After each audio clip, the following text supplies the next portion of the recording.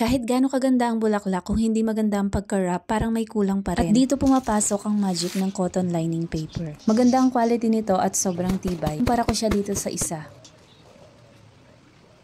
Hindi ito magandang gamitin mga mi at madaling masira. Ganito ko siya gamitin sa malaki kong bouquet. Nakakatulong din to mga mi para matakpan yung stem. Pagkatapos nito sa single naman ang ituturo ko. Ganda to gamitin mga mi, simple man ang bulaklak, nagmumukhang mas espesyal at mas elegante dahil sa wrapping na to. Kapag round bouquet naman, ganito naman ang ginagawa ko mga mi. Kung mas malaki yung space na kailangan takpan, ganito ang gawin. Madalas ko din ginagamit to sa money bouquet para matakpan yung mga sticks na nakalitaw mga mi. Kapag single naman mga mi, hinahati ko naman sa dalawa. Ganito naman ang gagawin mga mi.